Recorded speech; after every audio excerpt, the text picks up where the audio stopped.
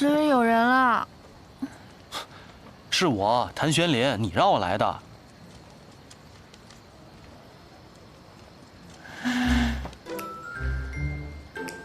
真的是你啊！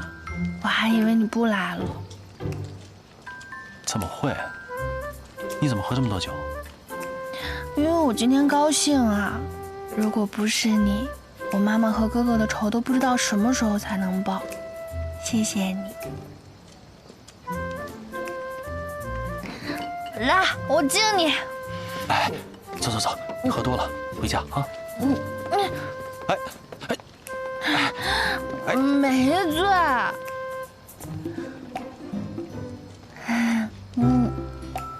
你知道我为什么带你来这儿吃饭吗？为什么？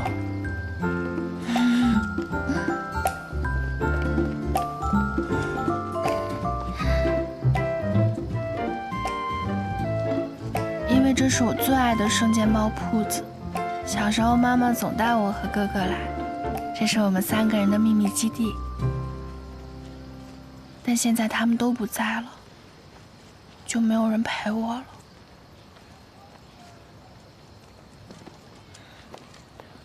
别多想，没关系，以后有我在，我陪你。你还说陪我，你都迟到了。对不起，我是有事耽搁了，以后不会了，对不起。那我要罚你。罚我什么？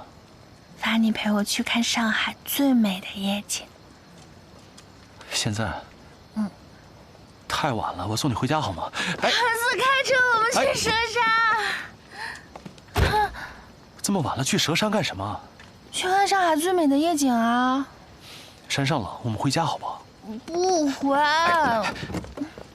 婉清，别闹了，听话，这车是我的，你得听我的。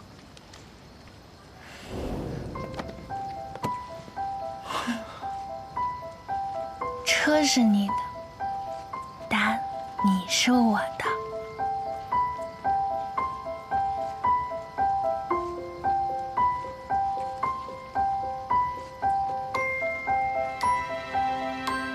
朋友。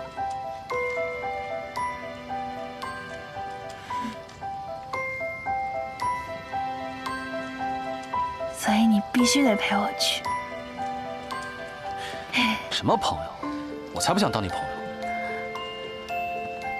那我自己走着去。哎，婉清。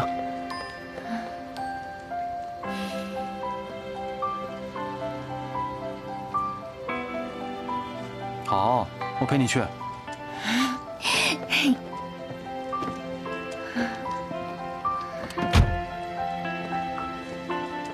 谭四，开车。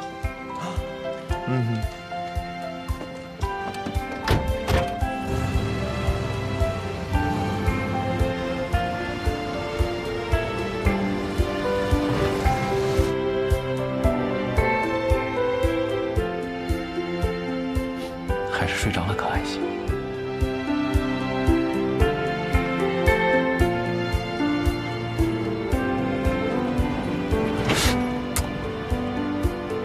开稳点儿，会不会开车？司令，这路坑坑洼洼，那又不是我的问题。你要实在觉得汉婉清小姐磕着碰着，那你最好还是让她自己靠在椅背上。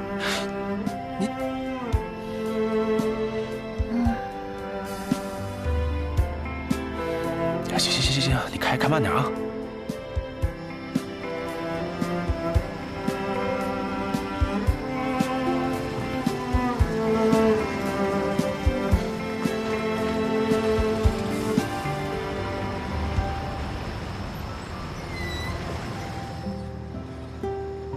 哇，司令，嘘。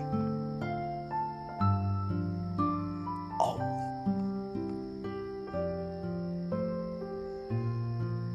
哎，婉清。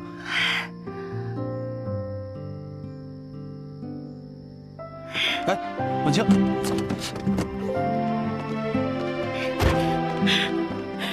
我们慢点儿。我们到了。你看上海都在这儿了。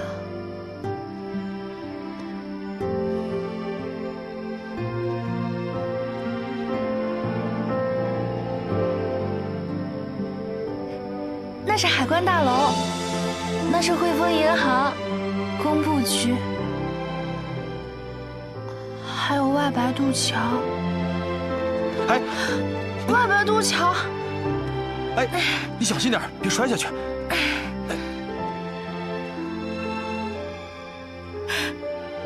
外白渡桥，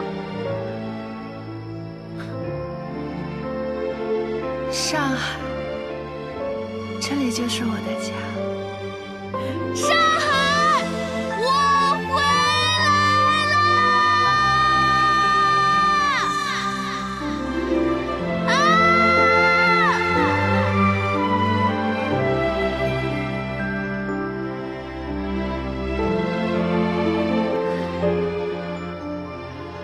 妈妈，哥哥，我回来了。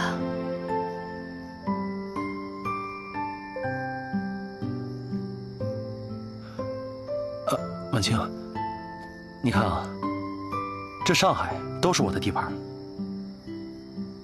我向你保证，只要有我在，你一定会平平安安的。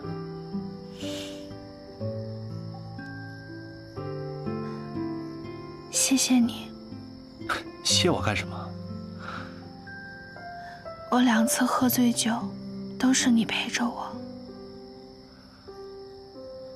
那，你这一次，不会又把我当成许光耀了吧？又？我什么时候把你当成许光耀了？你看你都忘记了，上次你被人下了药，喝醉的时候迷迷糊糊的，都不知道自己干了什么。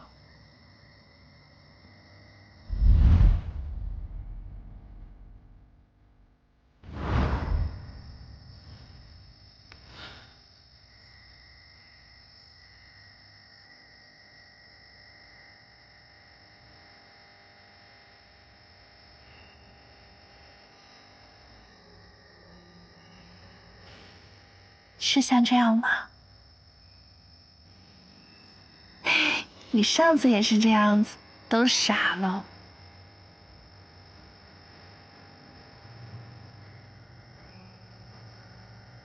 我就知道，你是知道的。你说。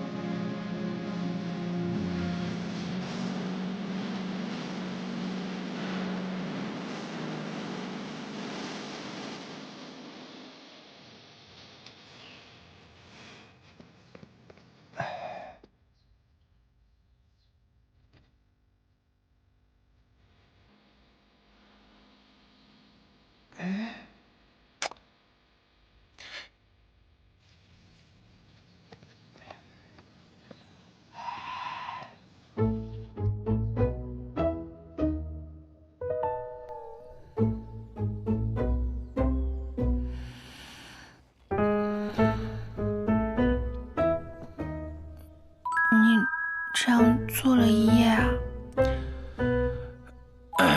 我可不敢睡，万一睡着了，被占便宜怎么办？占了便宜就想走啊？谁占你便宜啊？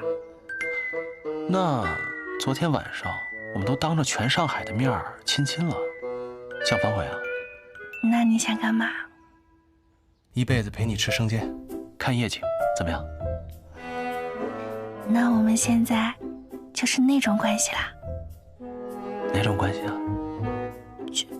就是一起吃饭、一起睡觉的关系呗。谁要和你一起睡觉？怎么，亲都亲了，不想承认吗？嗯？那你去我家向我爸爸提亲好不好？只要爸爸同意了，我们就能在一起了。你放心，我一定会让爸爸同意的。婉清，我现在还不能去你家提亲。为什么？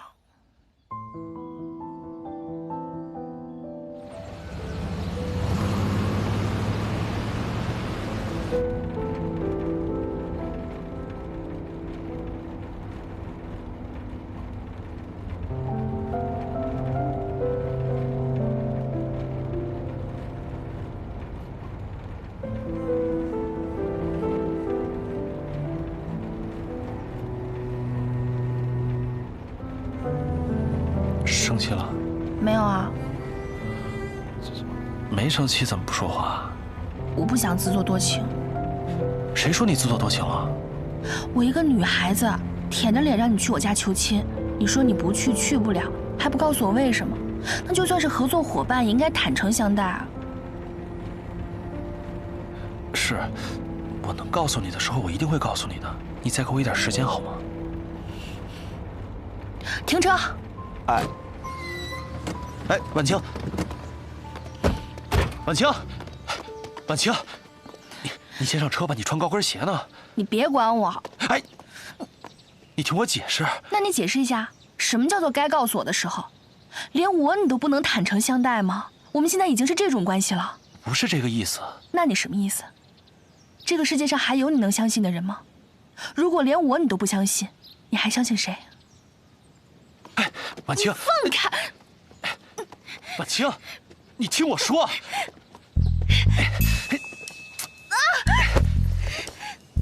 放开！放下来！上车。婉清，你听我解释啊。你仔细想想，我瞒的你哪件事儿，哪个不是为了你好？啊！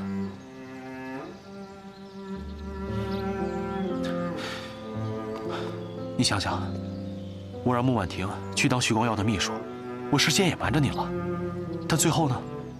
最后赢家不还是你吗？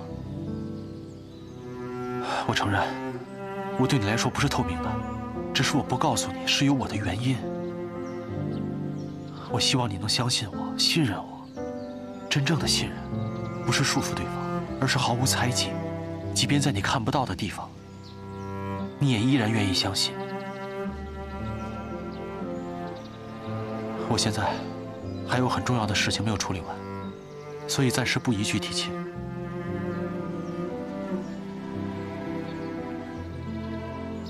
但是我心里早就认定你了。我们漂泊10年才遇到彼此，我真的很珍惜，所以能不能再给我点时间？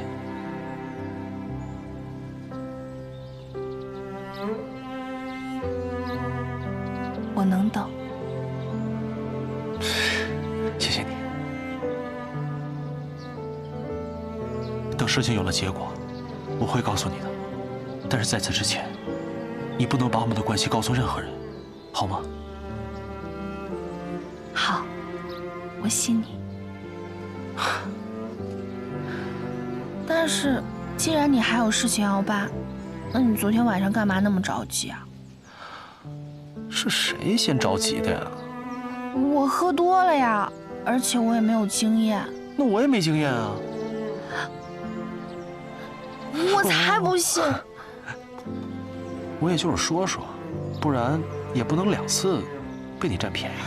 我什么时候占你便宜了？嗯？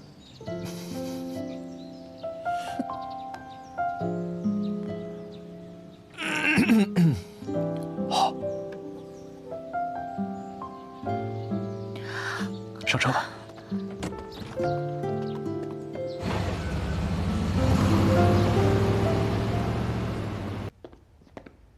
司令，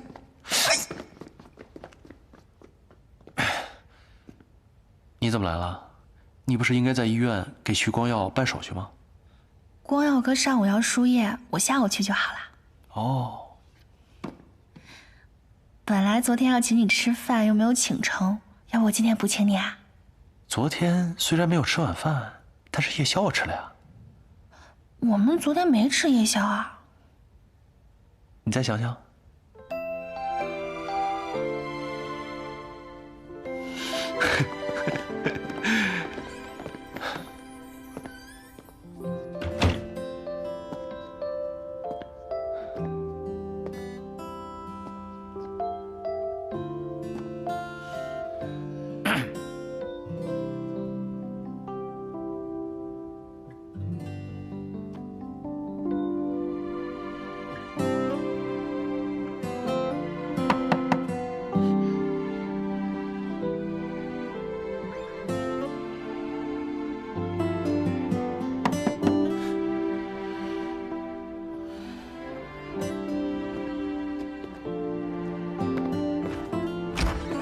下边等着吧。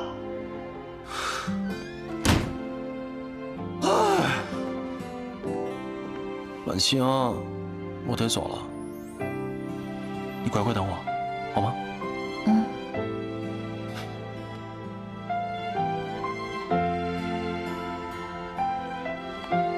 走了，等我。走了。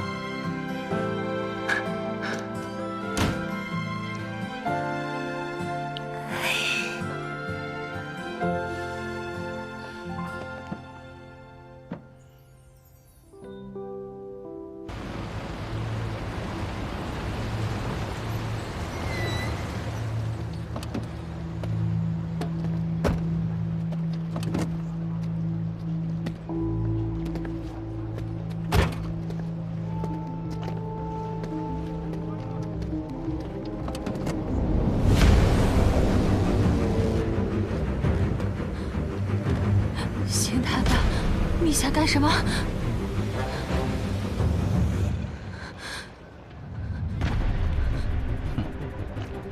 我要是不派人盯着你呢，你早就淹死了。你难道不想知道是谁害你吗？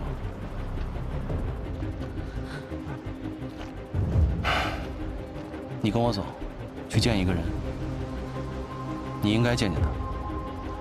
关门。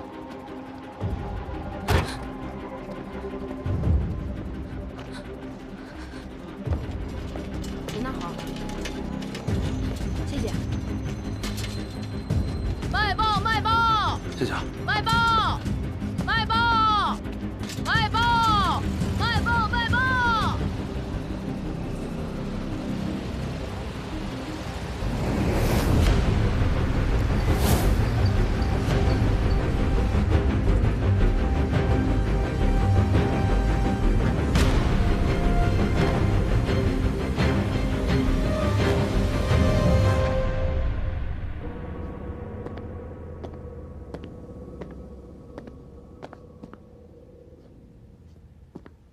哎，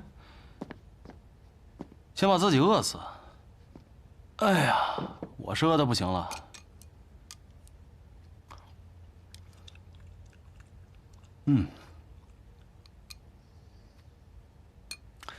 真是可怜天下父母心呐！为了自己女儿的前程，甘愿付出生命。只可惜啊，这崔莲凤畏罪自杀。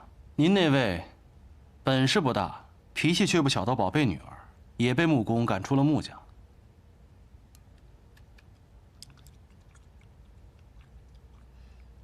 怎么，不信啊？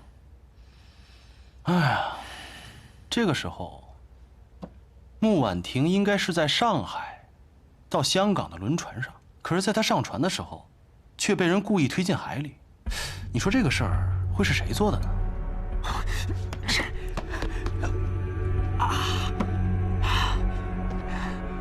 婉婷她怎么样？别着急，别着急啊！算她命大，被民团的兄弟给救了。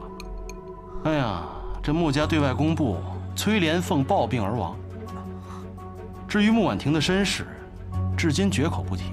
除了穆家的人，只有参与过审讯的我和徐伯钧知道此事。你说，是谁会对落了难的姑娘赶尽杀绝呢？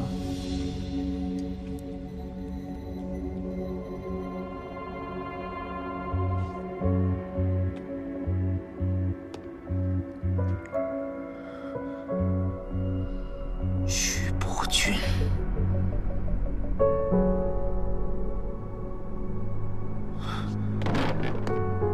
他答应过我，说要把婉婷娶进督军府去的，还说会亲自去提亲。是啊，那是因为当年穆婉婷的身份并未暴露，徐伯钧对付革命军也需要穆家的支持，有你没你啊，他都会去向穆家提亲的。只是此一时彼一时，现在穆婉婷的身份成了一个巨大的隐患。如果有心人顺藤摸瓜地查明了当时的真相，那对他来说可是一个大危险啊！所以，当然会除之后快了。他耍我！嗨，10年前你就应该知道他是这样的人。他骗得了穆致远，也骗过罗督军。你一个小小的帮会老板，算得了什么呀？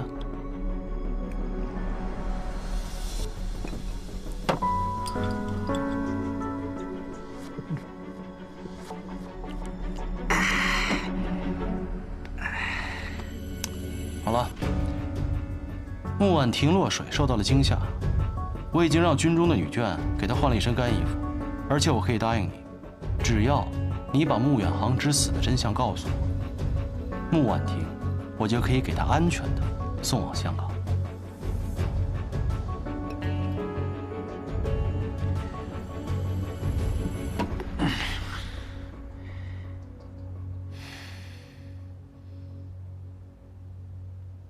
我可以答应你的要求，不过我也有一个要求，我要见婉婷，我想见见她。如你所愿。谢谢。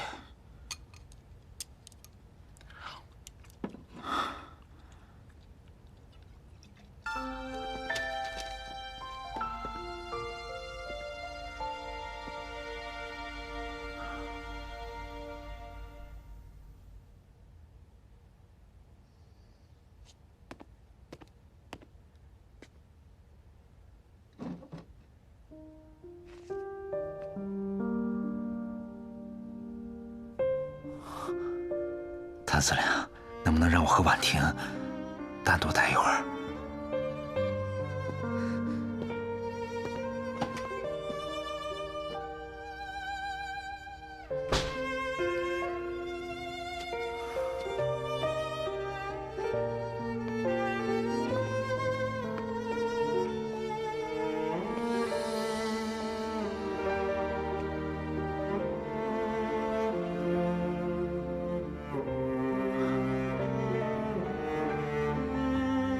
婉婷，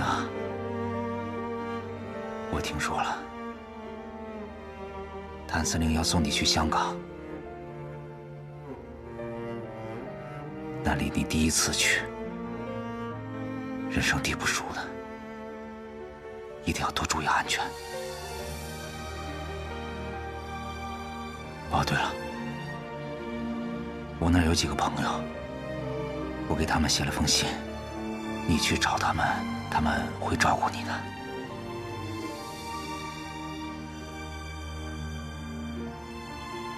不必了，我对你那些狐朋狗友没兴趣。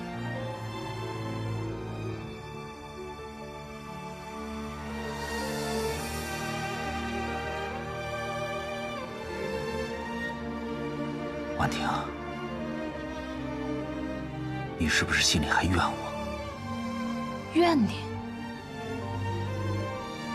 我根本不是怨你，我是恨你。我恨你为什么突然出现，为什么害死我妈，为什么要夺走我的一切？我还不如一头淹死算了，一了百了。你居然敢打我！你凭什么打我？你得活着。对，我是没资格打你，我这一巴掌是替你娘打的。你可以不在乎我的性命，但你不能不在乎你娘的性命。她是拼了自己的性命，才给了你这条生路的。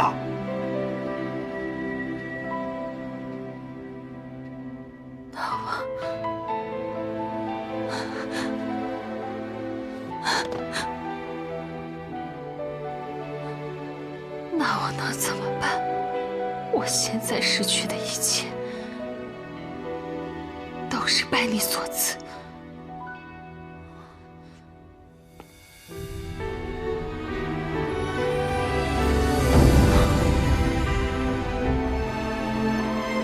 婉婷，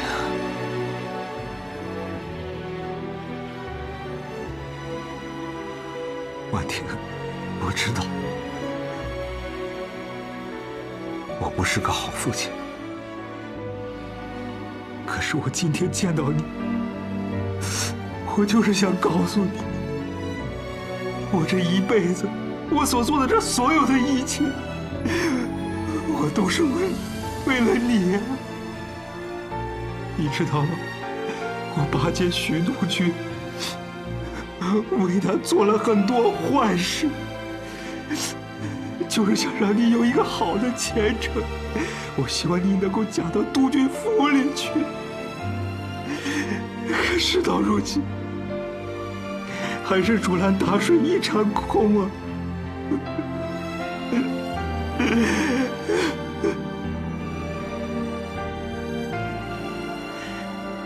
我知道现在说什么都挽不回所有的一切，婉婷。我只求你能够好好的活着，为了你娘，为了我，都要好好的活下去。你放心，我一定会好好活下去。只有活着，才可以夺回属于我的一切。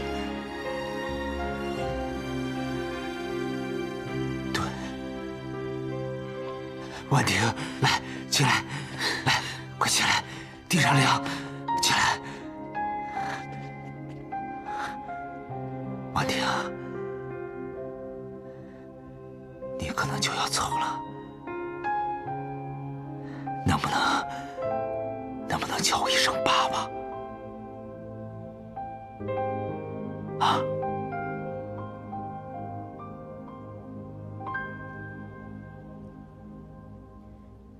不，你根本没资格当我爸爸。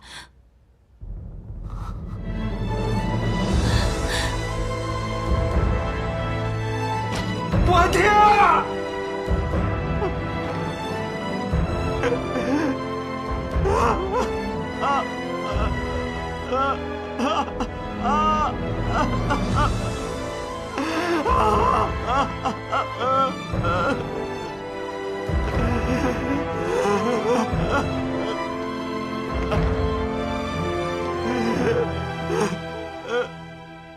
一片忠心，却所托非人，后悔吗？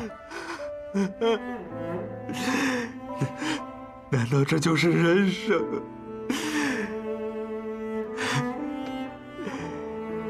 人生在世，就该愿赌服输。至少你还没死，你应该庆幸。这一切，我认了。你还有还手的机会。你告诉我，你是不是保证送婉婷去香港？说到做到。好。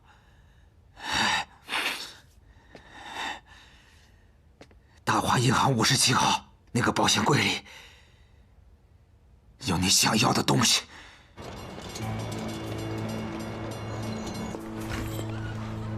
谭司令，这是您要的东西。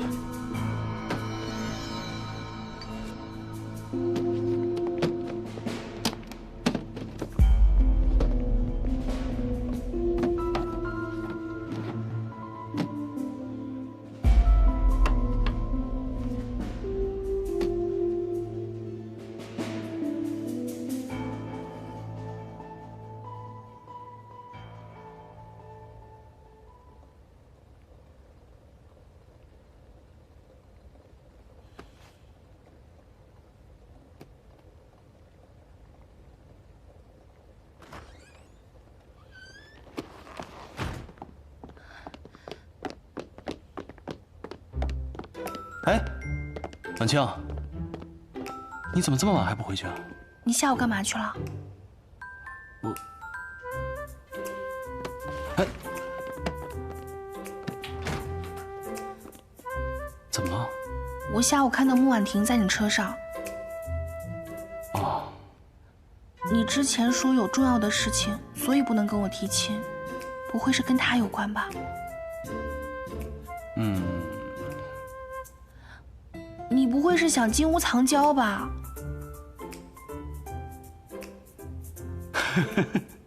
你笑什么？我又不傻，我藏谁也不能藏他呀。那你还想藏谁？哎，不是，动动脑子，我都有你了，我怎么还会喜欢其他女人呢？吃什么醋啊？那我也是个女人啊，我也会吃醋的。你至少告诉我，你是不是有什么事情瞒着我？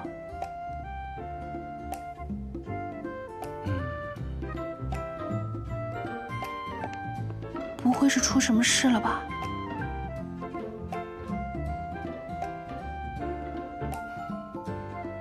来，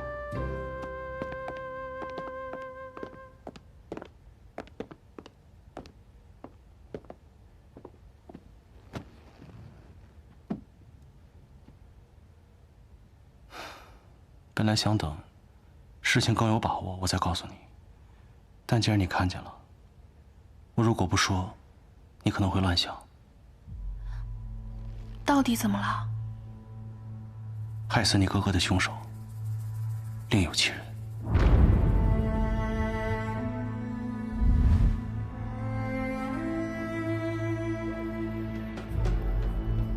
10年前，徐伯钧与罗督军争夺上海的控制权。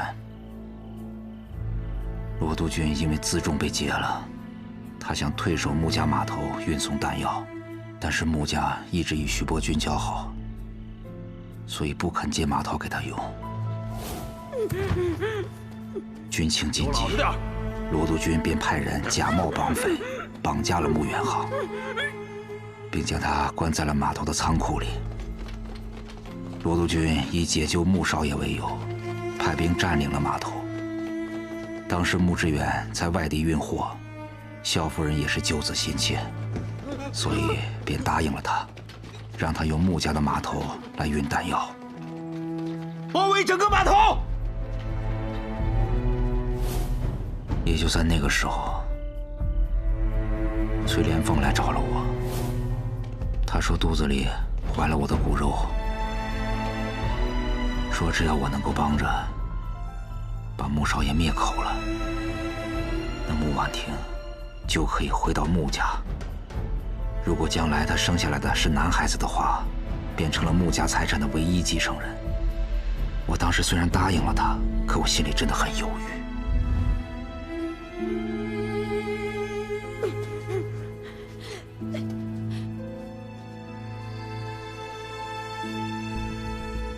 谁知道，没等我下手，徐伯钧就动用火炮，开始轰炸码头了。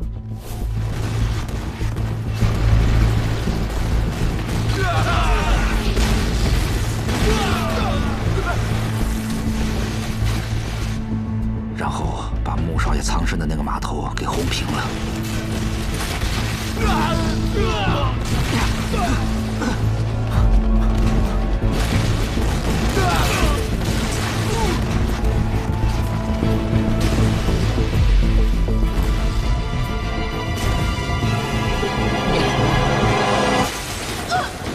穆少爷也当场身亡了。徐伯钧的副官徐远来找我，他说罗督军经此一战，已经失去了势力。罗督军现在大势已去，只要你一口咬定穆远航的死就是他罗督军所为，我们徐督军一定会保你荣华富贵。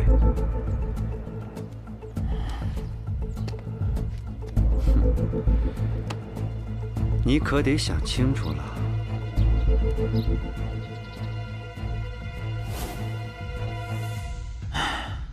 我当时昏了头，也没有别的办法，所以就答应了。在徐伯钧的授意下，我趁乱团进入了已经被炸毁的仓库，找到了穆远航的尸首，并且在他的胸口又补了2枪。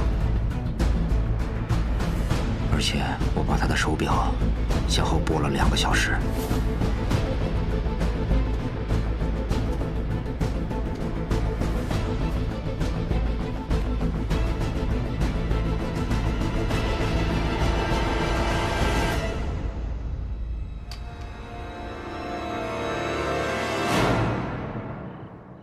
罗督军战败退兵，徐伯钧终于占领了上海。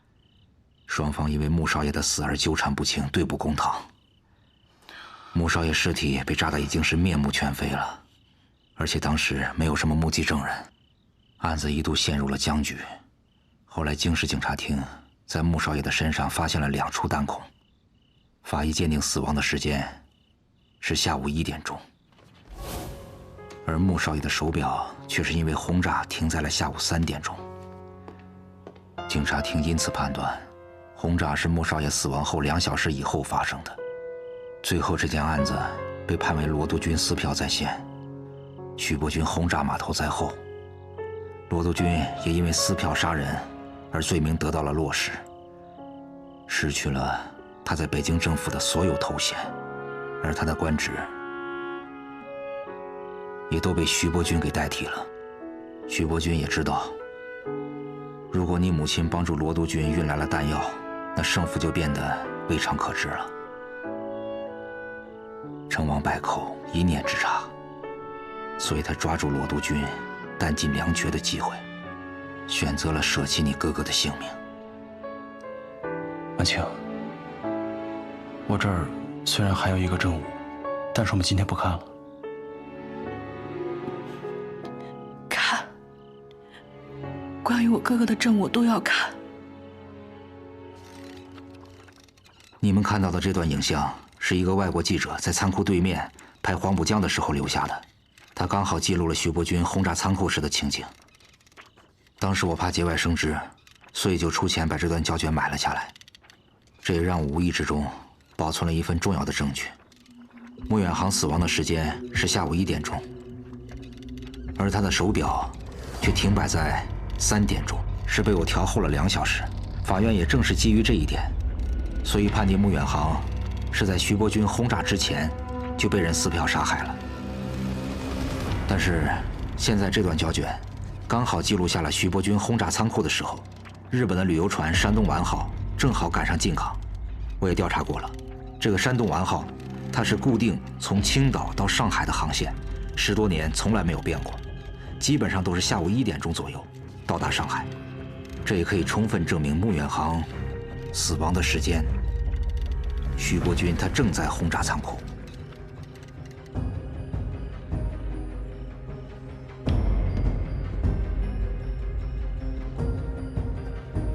这份胶卷被你保存在租界银行的保险箱内10年，你应该知道它的分量，那你为什么自己宁愿去死，也不把它拿出来威胁徐伯钧，保住自己的命呢？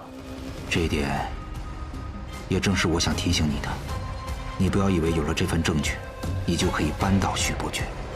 我告诉你，就凭你一个上海司令的身份，你做不到的。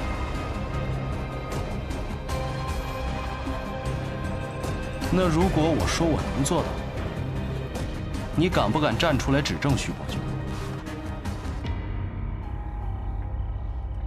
玄林，没事。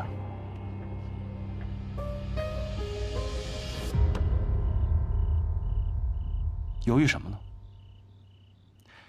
徐伯钧还不知道穆婉婷没死呢，只要徐伯钧在位1天，穆婉婷就只能漂泊在外。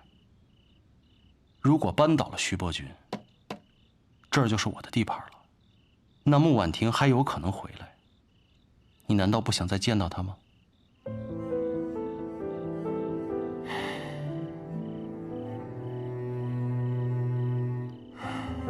好，我可以答应你。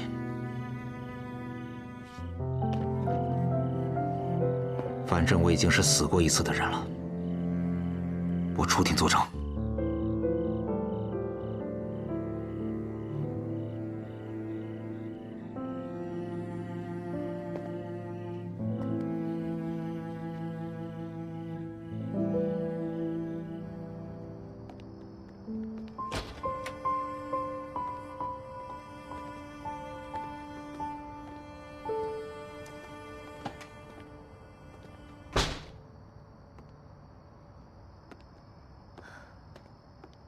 这10年来，他手上一直沾着我哥哥的血。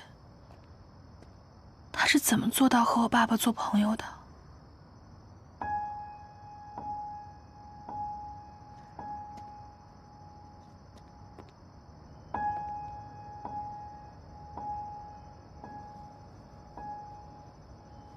婉清，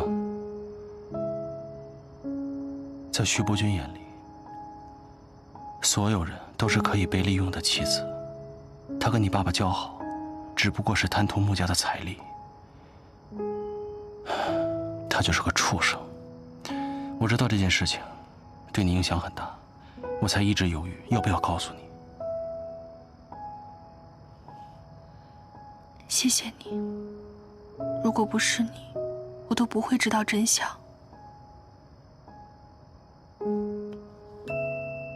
傻瓜，我不仅要让你知道真相，我还会替你讨回公道。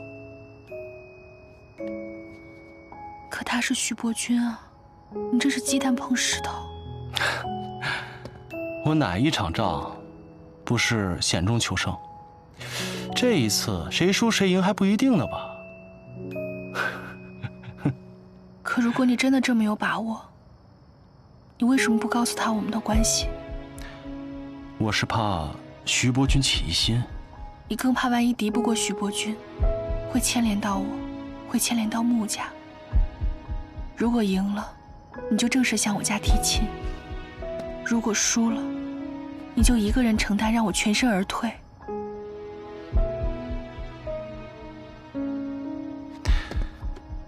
婉清，我和他之间终有一战，所以即便没有你哥哥的事情，我们都不可能维持下去的。所以不管我反与不反，他早晚都会对我下手的。所以你说的一辈子，是赢了才有一辈子，输了就没有了，对吗？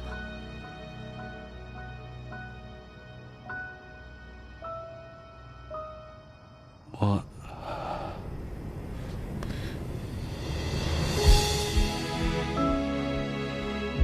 如果这输赢要拿你的命去换，我宁愿不要。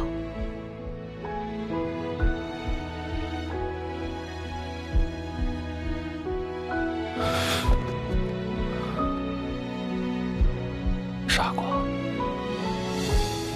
你放心，我一定会扳倒徐伯君，我也一定会向穆家提亲，说好了一辈子，一天都不会少，啊！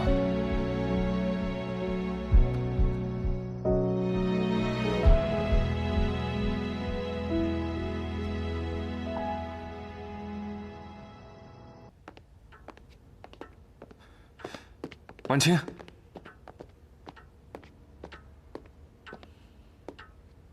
你回来了。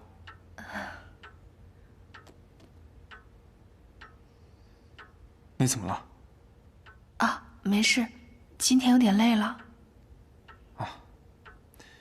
你这么晚回来，我有点担心。以后加班我陪你。哦，不用，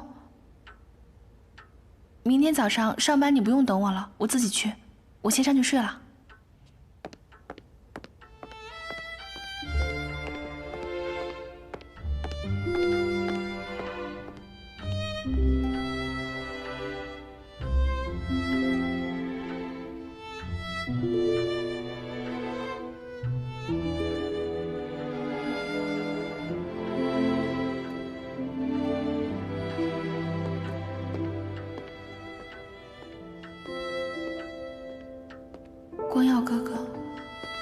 原谅我，我实在不知该如何面对你。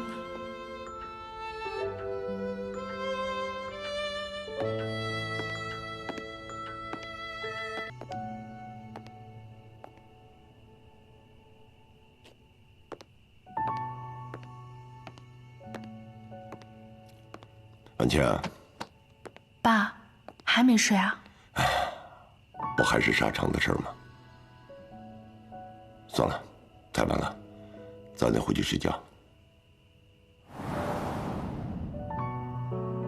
怎么抽了这么多烟啊？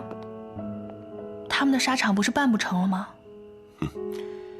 咱们挖了山下纯一的墙角，让他们的工厂不能生产。他们呢，就利用日本商会从青岛进了大批的劣质洋纱。咱们的棉纱要想卖出去，就得和他们一个价。之前咱们答应工人月薪30块不变，每卖出一批亏2块大洋。如果是短期维持，没有问题；要长此以往，会把咱们穆家给拖垮的。如果不让山下纯一从青岛运洋纱，事情不就迎刃而解了？他们是正常渠道进来的，又不违法，我们有什么办法？如果我们请谭司令出马呢？事情是不是就能解决？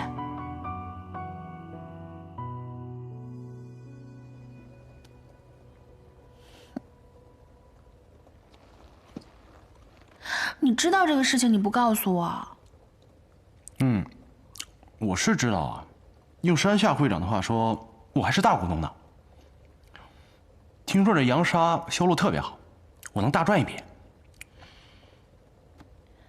你从来都是不按常理出牌的人，你又在搞什么名堂？哎，我这是为了帮你啊！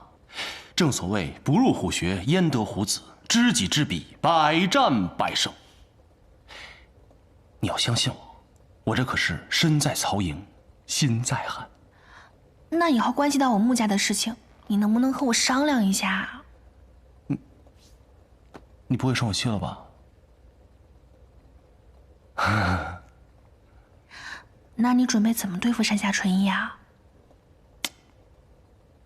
你听，这会儿他正在骂我呢。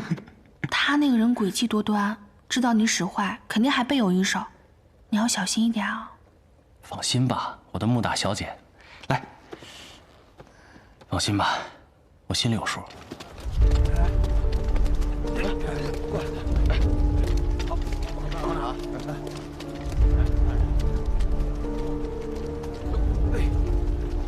这绑紧了吗？肖长官，今天我们的会长特意加派了人手，这一船的货很快就装完了，就不麻烦你们了。来，接着。你们这是做什么？谁允许你们在码头卸货的？有通行证吗？通行证？这是谭司令亲口答应的货，谭司令不是都把仓库准备好了吗？这怎么还需要通行证呢？仓库是准备好了，但是从码头到仓库的这段路需要通行证。没有啊？那不好意思了。把所有的货全部扣下，拉回司令部。哎，等一下，小师弟，我们可是从来没有听说过，这从码头到仓库还需要通行证的。那你今天就见识见识吧。这个是谭司令的货，谭司令是有股份的，难道你们就不需要请示一下吗？谭司令更应该以身作则，照章办事。拉走。哎，小师弟，你这不能说扣就扣啊，这个是谭司令亲口允许的呀。那你去找谭司令啊，谁答应你的，你找谁啊？你跟我说不着。走。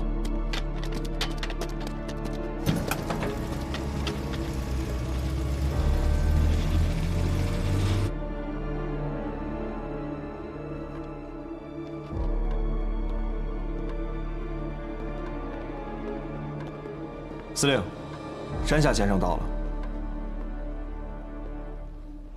哎呀，山下先生，好久不见，好久不见，请坐，请坐。谭司令，我刚刚运到码头的一船棉纱被你的手下给扣了，说是从码头到仓库要办通行证。我之前怎么从来没有听过有这个说法？山下先生，实在不好意思，这个我之前没跟您说，现在办也来得及的。怎么个办法？简单，这个一车一证，1证5000大洋。谭司令，你不是在跟我开玩笑吧？你看我像开玩笑的样子吗？你的吃相，未免是不是有些太难看了？哎呀，山下先生，之前说过的，我只要让你们把货运到上海，就给我钱啊。没错，我是说过，但是首先你得让我赚钱。如果我赔了钱，我怎么给你分红？你这收我5000块，你作为股东，怎么会分到钱呢？山下先生，我这么跟你说吧，我呢就是一马匪出身，不懂经商的，我就是想赚快钱。你说我就是怕你啊，这会出现问题，所以我才想了这么个办法。我是觉得，你们每运一船棉纱，就把该给我的钱给我，之后不管你们卖不卖得出去，就跟我没什么关系了。我赚的是旱涝保收的钱啊。谭司令，你这么做未免也太霸道了。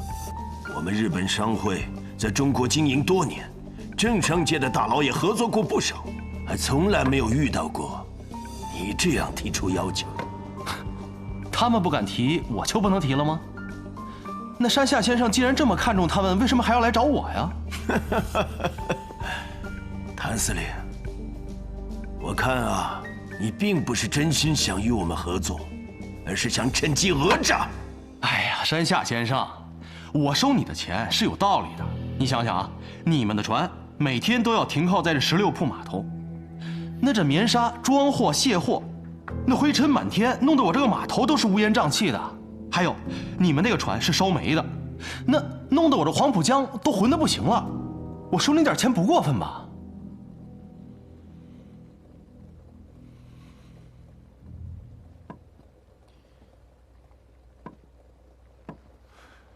这样，我们各退一步。我们答应办通行证，1车500块，如何？山下先生，这个价钱不是这么看的，你打发叫花子呢？我知道你们日本人有的是钱，你们那商会大楼盖的比我们这司令部可高级多了，这点钱小意思。哼，我们即便有钱，也不能成为被你敲诈勒索的对象。谭司令贵为上海司令，应该明白这个道理吧？我当然明白，我就是按规矩办的事，这就是我的规矩啊。好，我明白了。原来谭司令表面上与我们合作，实际上和穆家是一头的。哎，山下先生，谁给我钱，我跟谁一头。你只要每车给我5000大洋，我立马跟你一头。你就不怕我向北京政府提出抗议吗？去吧，反正他们也不管我，我也没办法呀。要是我不出这笔钱呢？哎呀，不出这个钱，好办，你来多少我扣多少。我部队人多，需要用到棉纱的地方也多的是。再不行，我还可以卖出去，换点军饷，里外都不吃亏呀。好，那我们就看一看，最后到底是谁吃亏。再会。哎，山下先生，慢走啊！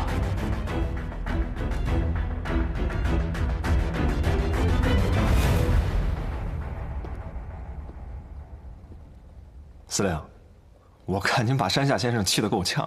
哼，我这是给他留着面子呢。这要是闹得太大，不太好收场，不然我今天能给他气死在这儿。要说气人的功夫，那您是1等1的。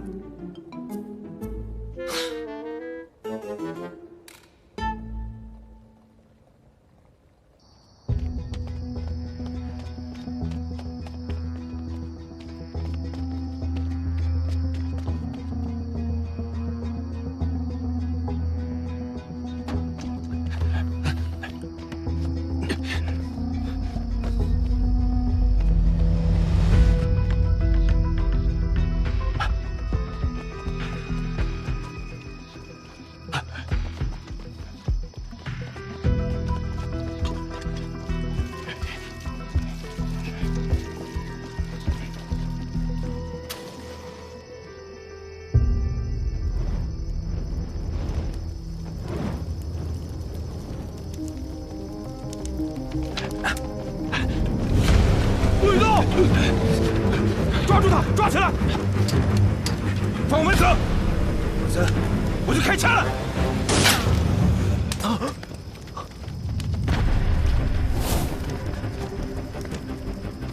全都绑起来！是。老实点！你们还不救活吗？这些棉纱很快就会烧起来，把木匠沙场烧成废墟。你们留在这里，也要一起陪葬。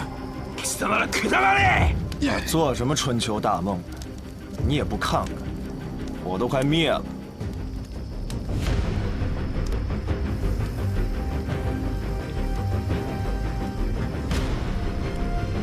我有骨头的，阿丽丽。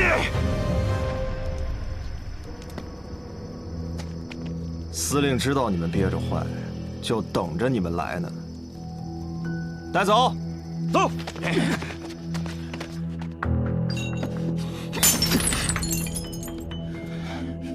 谭玄林，开酒。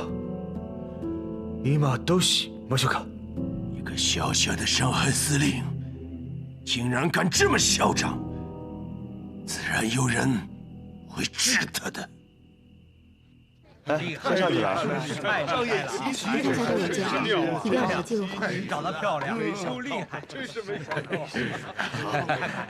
商业奇才啊！是啊，就是啊，釜底抽薪，重创日本商会啊！对，长得漂亮。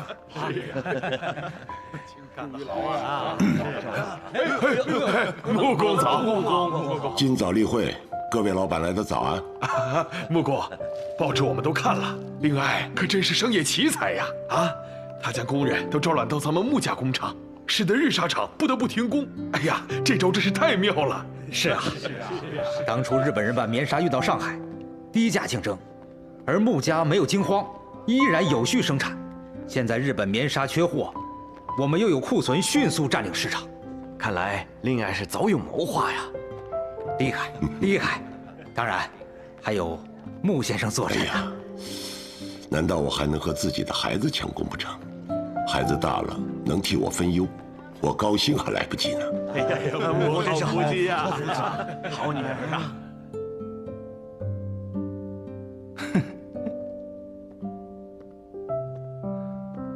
唉，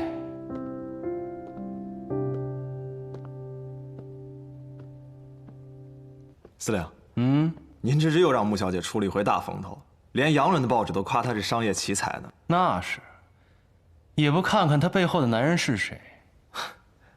哎，这穆小姐还真是不一般啊！一个女孩子家能看出这么多门道来。哼，这女孩子毕竟是女孩子，跟我比可能还差点。但是她有一点不得不说，她选男人的眼光真的厉害。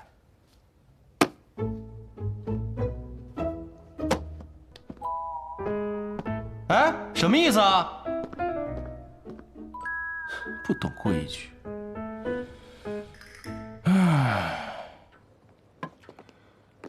安强，这次和日本商会的较量，多亏了你的主意，穆家才没有被击垮。你有经商之才，爸爸很是欣慰。我们穆家后继有人了，爸爸想让你独挑大梁，历练历练。爸，您的意思是？我想逐步把穆家的生意交给你管理，等时机成熟了，再全部交给你。那您呢？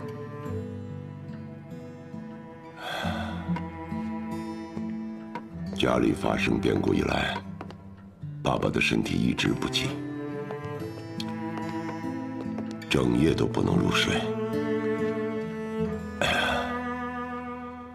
我想到法源寺去吃斋念佛，调养一下身体，也让自己的心情平静平静。你是经商之才，爸爸看得出来，尤其是这次和日本商会的较量中，你目光如炬，胸有韬略，把穆家交给你，爸爸放心。爸，我一定不会让你失望的。我会守好我们穆家的产业。徐督军，谭玄林为了穆家，竟然敢坑我们日本商会，这在历任的上海司令当中，可是头一回。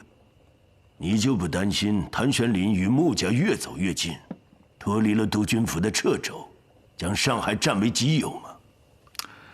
山下先生提醒的是，这谭玄林确实不可小觑。他先是抓住了我们的把柄，成立了民团，现在又和穆家好的穿一条裤子。要是再这样下去，这上海就真成了谭家的地盘。徐督军，10年前若不是我们出手相助，恐怕你也没有那么容易战胜罗督军，一举上位。当然，您事后也给了我们丰厚的回报，奠定了我们日本商会这10几年发展的基础。这些年，虽然我们没有合作联系，但是我们日本商会和徐督军督军府可是休戚相关的。当年的事情，徐伯君一直十分感激。世人都以为我今日今时的地位是靠穆家的财力支持，但我心里清楚，山下先生当年鼎力相助才是关键。我相信徐督军是个念旧感恩之人。这个谭玄林，说起来也是您的弟子。他如此这般刁难我们，俨然以上海王自居，这样下去，恐怕上海老百姓只知道有谭玄林，而不知道有督军府了。山下先生放心，你们的货物督军府如数赔偿。你们日本商会今后在生意上有用得着我出面的话，督军府一定鼎力相助。至于谭玄林，我必须先消其羽翼，然后斩断他与穆家的关系，方可动手。留着谭玄林，无异于养虎为患。这我心里有数，山下先生请放心。好，既然徐督军心中有数，那我就先告辞了。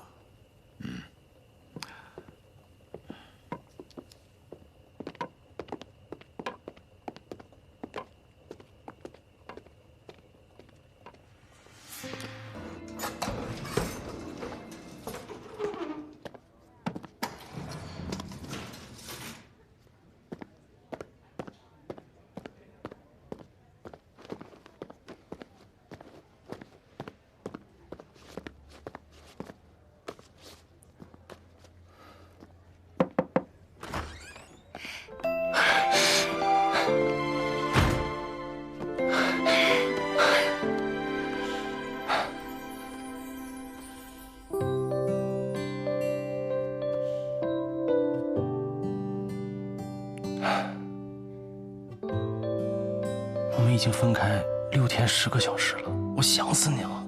哪有那么久？而且我还给你打了电话。那不行，打电话又听得见摸不到的，还不如不打。那这是你说的哦，我以后就不给你打电话了。反正我每天都很忙，根本就管不到你。别，我不是那个意思，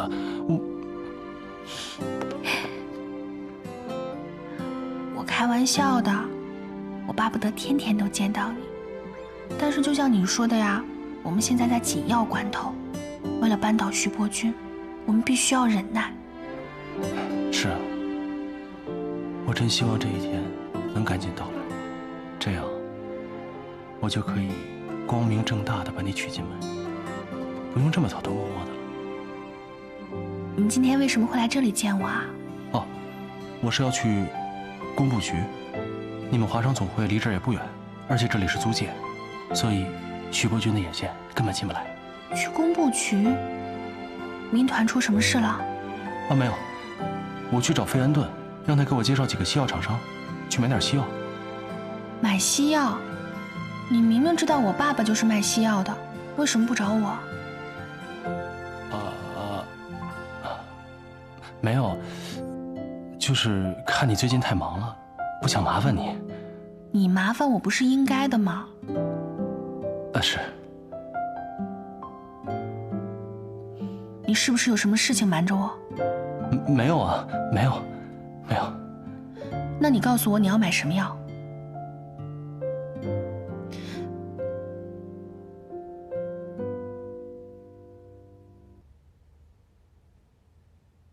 阿司匹林和奎宁。阿司匹林和奎宁，这2种药都是管制药品，而且是前线作战部队常用的。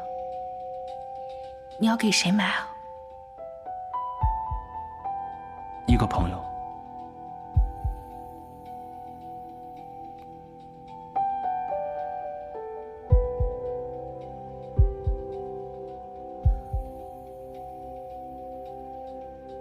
南边的朋友。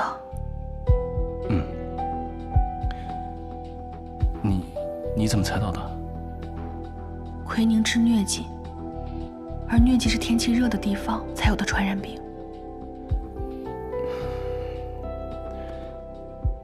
婉清，我不瞒你了，我卖这些药品是为了给我一个故人的。他虽然在为南边做事，但他曾有恩于我，我必须报答他。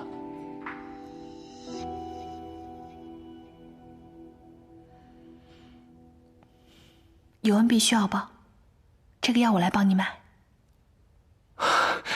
好。好了，那公司还有很多事情，我就先走了。哎，别啊，这么快就走了？我还没报够呢。我们刚才不是才报过吗？你现在又不在司令部上班，我又见不到你，你也不管我。那我怎么样才算管你呢？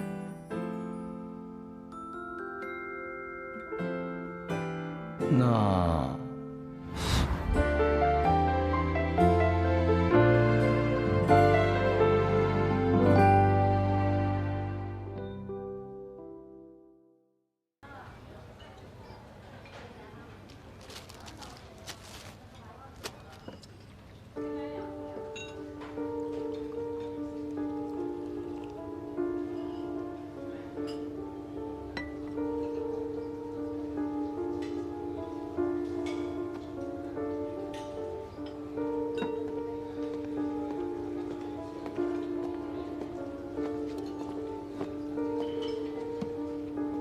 廖先生，药都已经准备好了，阿司匹林和奎宁各10箱，明天就可以运走。货安全吗？安全，放心吧，司令亲自去验货，不会有问题的。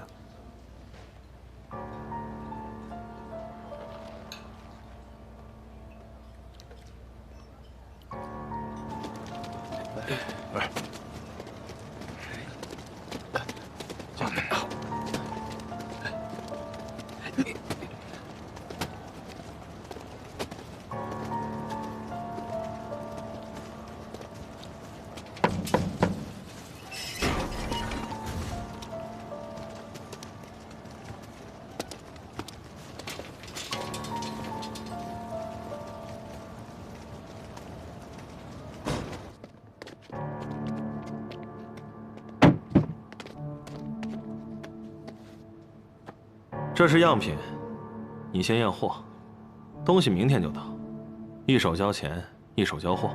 你放心，只要货没有问题，谭司令的钱是不会少给你的。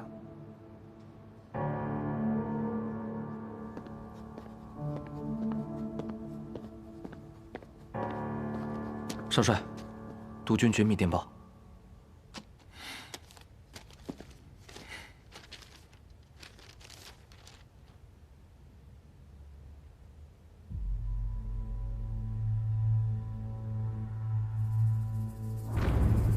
少帅，发生什么事了？副帅说，谭宣灵通敌，不仅与革命军有往来，还帮他们买管制药品。这么说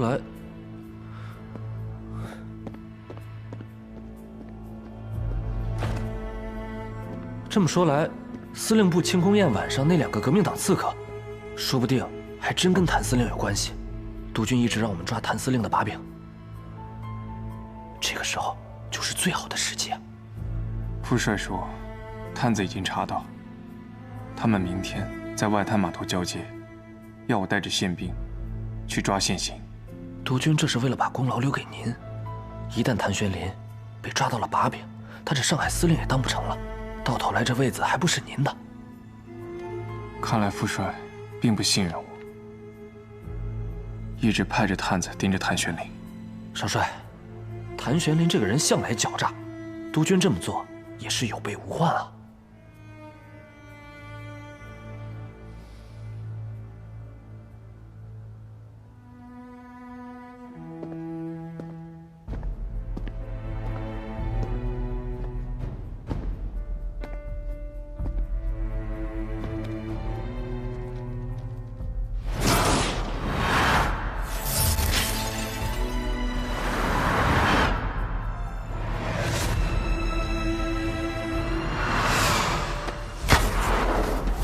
幸亏我们院长及时给您做了开胸手术，止住了出血点，再加上谭司令亲自给您输血，才把您从鬼门关上拉了回来。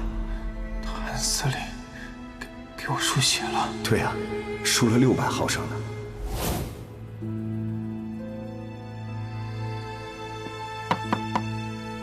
进来。哎，关小兄，还没走啊？我家的老宅修缮好了，刚才光顾着和徐成对宾客名单了，忘了时间。谭司令这么晚了还没有休息啊？公务这么忙？嗨，什么公务不公务的？我这儿没有家，所以吃住啊都在司令部，不像你财大气粗的。听说你们家那老宅占地足足10几亩啊，而且还引了这个黄浦江的水，修了荷花池。落成了，一定要请我去啊！那是自然。哦，对了，谭司令明天有事吗？明天？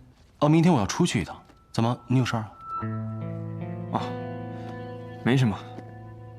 本来想邀请你帮我参谋参谋，这个宾客名单到底适不适合？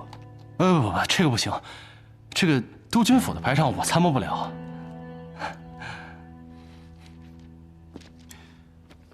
那希望老宅落成一事，谭司令可不要缺席啊！一定捧场。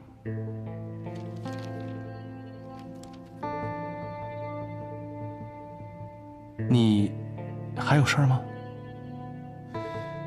我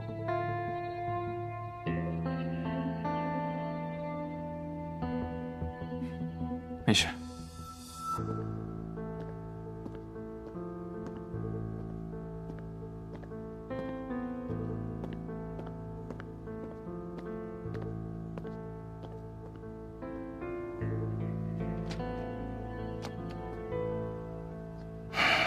司令，徐督办这么晚来找你，这到底是要干嘛呀？他这是心软了。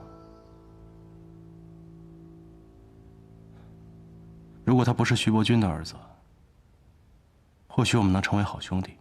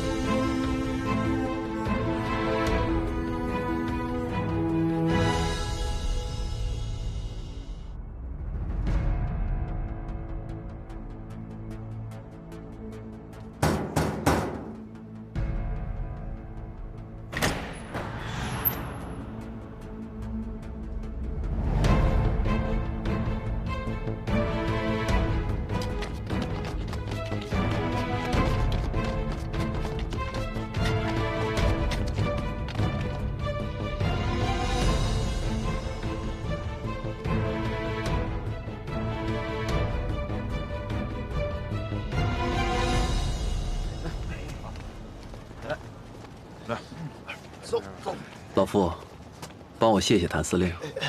司令让我代他谢谢您，说您帮了他的大忙。快点啊！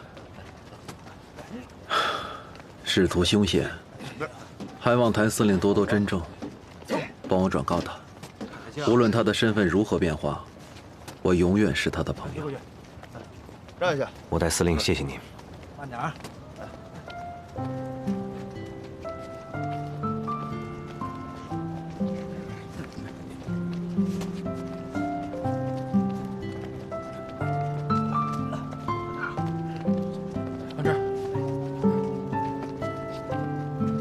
走，回商会。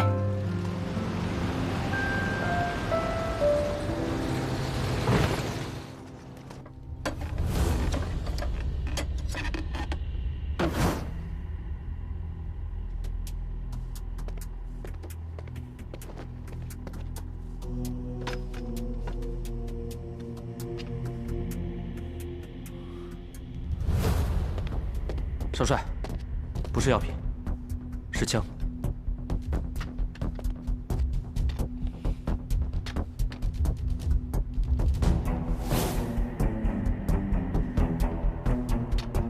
天津机器局隶属于裴督军，专供于裴家军队。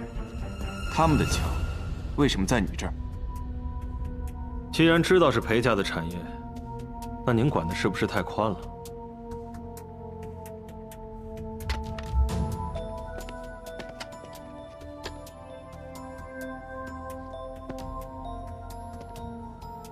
你是裴家的人，是裴督军让你们走私军火的。你们要把军火卖给谁？如果是卖给革命军，那就是通敌。少帅，钱包都搜遍了，没有任何身份证明文件，只有几张月票和沪票零钱。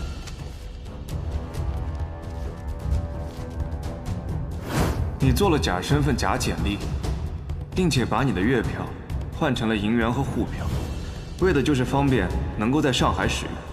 但是，你还留了一点月票的原因，是因为等事情结束之后，坐火车回广州，到时候你会需要月票零钱坐黄包车，银元找不开，沪票也用不到。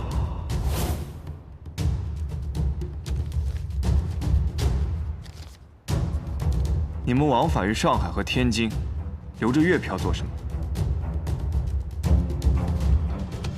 我有理由怀疑，你们去过广州。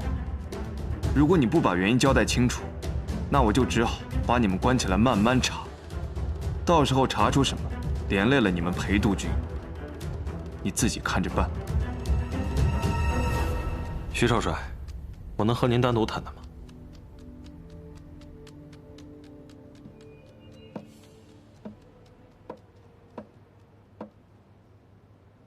你是说，这批货是谭司令跟你订的？是。谭司令说，督军府的军饷总是不能足额交付，导致民团的士兵尚不能做到人人有枪，所以私底下在我们这边订购了一批枪支。这么说，你是天津机器局的人？没错。徐少帅，您和我们裴少帅也是至交好友，应该知道徐督军私扣军饷之事。裴督军为了弥补缺口，才责成我们机械局贩卖军火。如今各地政府开支巨大，我们暗中交易也是为了避开高额税费。但是我们只与各个督军府管辖的军队做生意，从来没有接触过革命军。既然如此，为何你们身上背着月票？人在河边走，哪有不湿鞋？贩卖军火的生意，毕竟不是光明正大的。我们身上带着月票，即使被抓，也不会想到机器局头上。你为何要告诉我这些？徐督军与裴督军现在共同掌权，您与裴少帅又是好友，我给您说明缘由，是省得大水冲了龙王庙，引起不必要的误会。那身上带月票，是你想的？小的哪有这等心思？是督军府嘱咐的。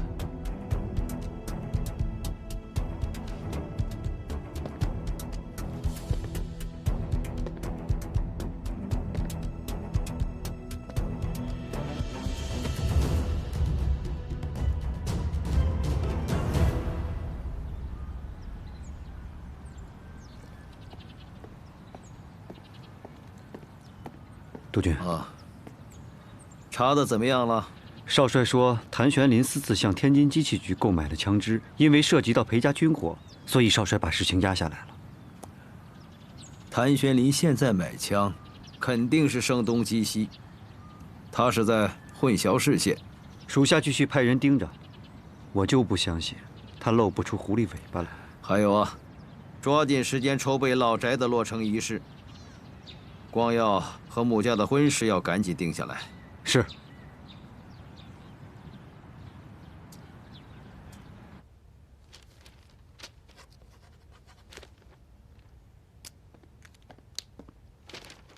司令，这是徐督办交给你的。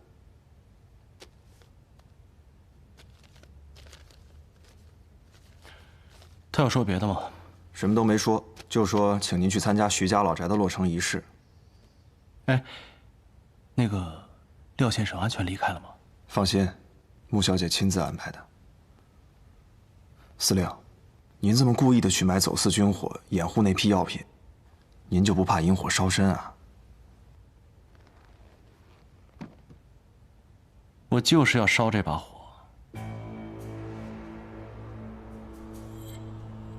前段时间，有个人给我介绍了一批走私军火的人，我去跟他们谈生意的时候，偶尔发现，这帮人身上也有月票。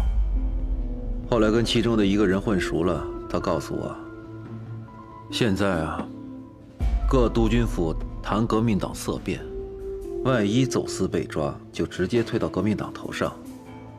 我问他是怎么想出这个办法的，他跟我说，2个月前有人试过，所以他们的老板才让大伙效仿。我算了一下时间，2个月前正是庆功宴徐光耀被刺的时候。这伙人什么来路？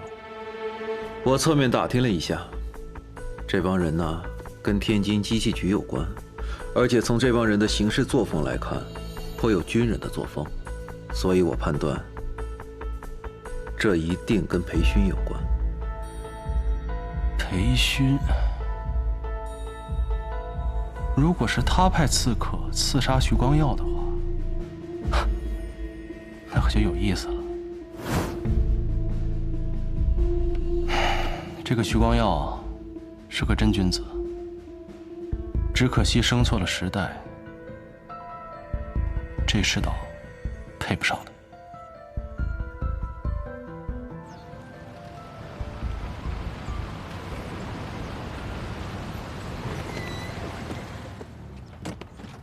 督军，哦，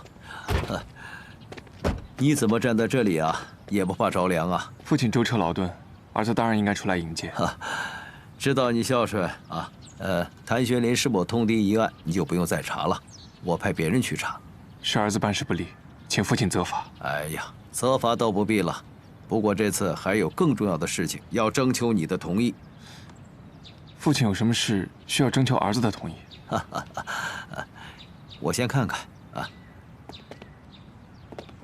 这几块太湖石都是从宜兴新运过来的，池塘的水也都疏浚了，引了黄浦江的活水进来，养了您最喜欢的睡莲，还有锦鲤。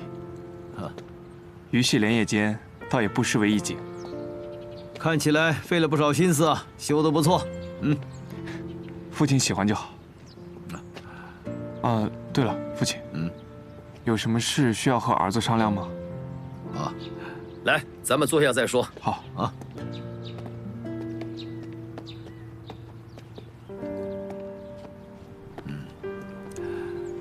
儿子，你年纪不小了，我们徐家人丁不旺，只有你这一个单根独苗，是时候考虑你的婚姻大事了。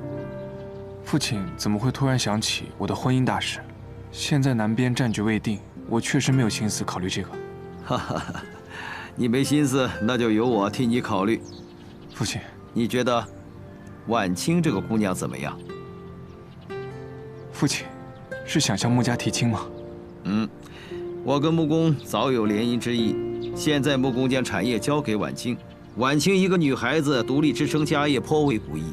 如果有督军府做靠山，对她对我们都有好处。不过，不知道你是否对她有意，所以想来问问你的想法。婉清秀外慧中，又与我是青梅竹马，我自然是喜欢。不过什么？不过我私下有跟她表达过好感，但他没有给我回应。哈哈，儿子，这婚姻大事向来都是父母之命，媒妁之言，哪有私相授受的道理？况且婉清是千金小姐，不是平民百姓家的野丫头，你这样私下示好，太过于轻浮，应该由家里正式提亲才对。怪不得这几天他对我有点生分，原来是怪我对他唐突了。哈哈，莫急。落成仪式上，我把穆家的所有人都请过来。你的婚事，我向穆公提起。你能替婉清不顾生死的去挡枪，我就不相信穆公他会不答应这门亲事。谢谢父亲。哈哈哈。好。环境挺好的。真大啊！多谢多谢啊！好。徐督办，恭喜啊！欢迎欢迎。好，里边请。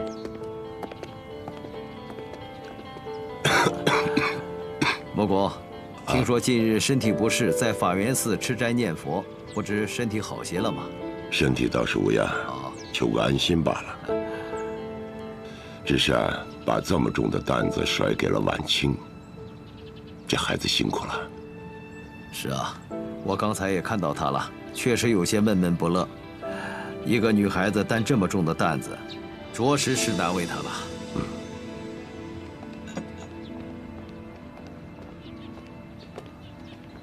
光耀兄，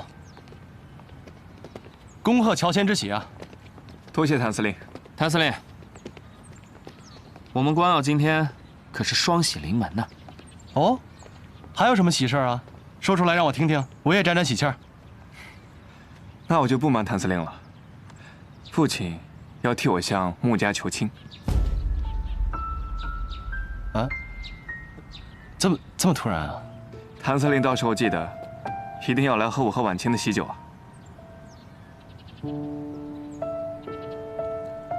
啊，好，那我先跟徐督军打个招呼。里面请。好。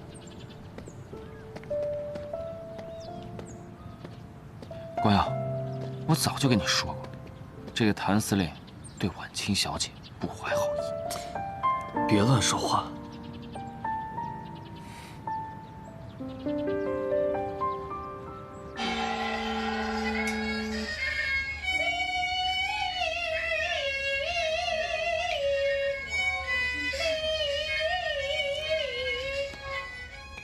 莫公，早就听说你是这沪上有名的票友。哎，怎么样？一会儿和蓝老板合作一出《龙凤呈祥》如何？你听我这嗓子，今天就不在督军府丢丑了。蓝老板的《龙凤呈祥》可谓一绝，今天唱也是为了讨个好的彩头。光耀今年虚岁25，去年在陆军总部当了1年的参谋。如今在沪上任职，也算是独当一面了。不过这一个人过日子总不是个事情，我想是该给他讨一门亲事了。俗话说得好，成家立业，男人嘛，总得有个家，做事才有底气。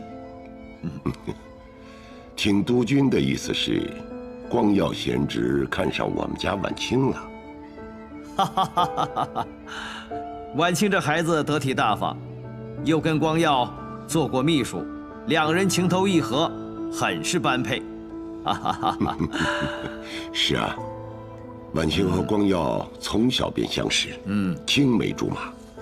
光耀呢，又是这样的人品才华，能够有光耀帮衬，我放心了。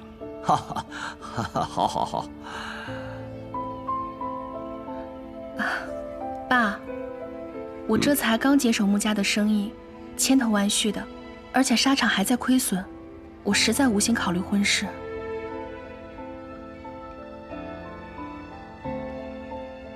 婉清，之前是我唐突了，我不该私下跟你表示的。父亲已经责怪过我了，我向你赔个不是。这么说，婉清，光耀已经提过这件事情了。婉清，这么大的事情，为什么不告诉老爸？婉清啊，他人品大家都看到眼里了，私定终身与理不合。婉清啊，你拒绝光耀是对的，这小子他没规矩，不能让他轻易得手啊！哈哈哈。徐伯伯，爸，我之前拒绝光耀哥呢，倒不是因为唐突。之前穆家舞会，我们把联姻的事情暂时搁置下来，是因为当时战事紧急，我们怕有损督军府的名誉。但是现在这南方的战事更紧了，如果重提婚事，只怕会遭人诟病啊。哎，不，我倒不这么认为，我倒认为恰恰是缘分到了。如果当时那个事情成了，光耀就错过你这个真正的穆家小姐了。哈哈哈，这是命中注定，你们俩要成就一段姻缘。这只怕有人嚼舌根，说督军府不打理军事。怎么会呢？时局不稳，徐穆两家更应该相互帮衬。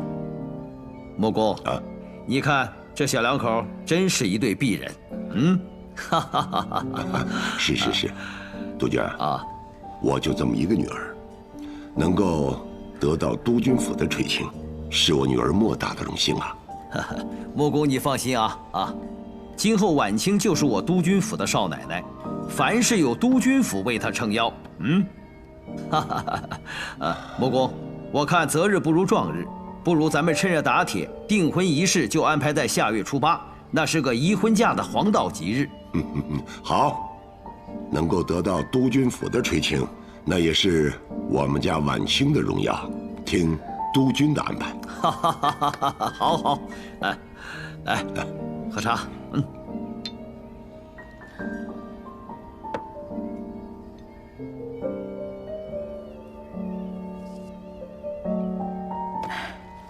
爸，我突然想起公司还有些合同要签，我就先走了。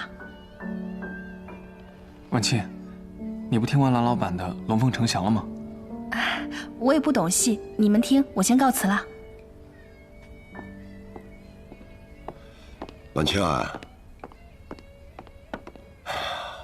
徐督军啊，公司最近生意颇多，婉清心情不佳，多有不周，还望督军和贤侄多多谅解。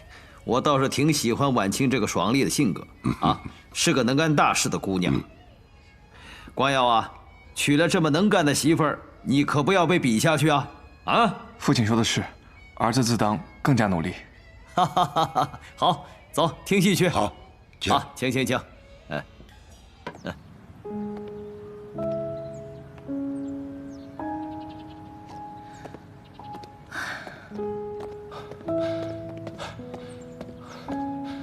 婉清，你都听到了吧？我一定要去跟爸爸说清楚。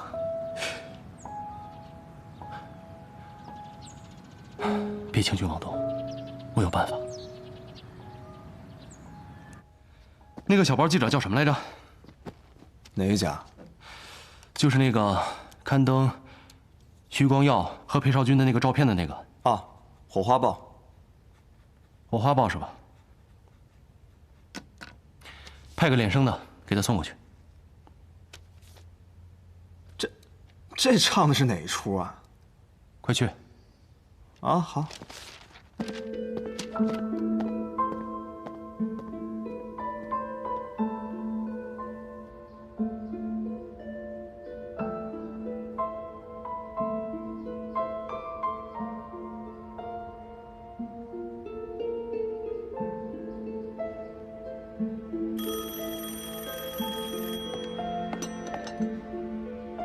喂，明天10点，老地方见。你想到办法了？还是见面再说吧。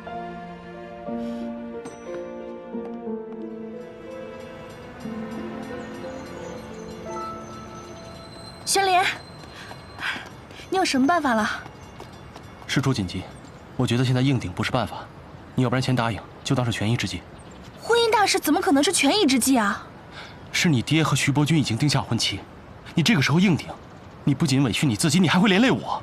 是你自己说要陪我一辈子，一天都不会少的。你非要看着我和徐伯君鱼死网破你才满意是吗？我是喜欢你，但是这种喜欢要拿命去赌的话，我也得掂量掂量。你混蛋！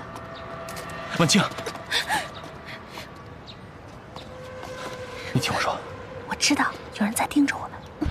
你知道你还是能打劲儿。我这就过瘾啊！而且演戏嘛，就得逼真。居然敢戏弄你男人，回头再收拾你。等我消息。谭玄林，你给我记着。婉清。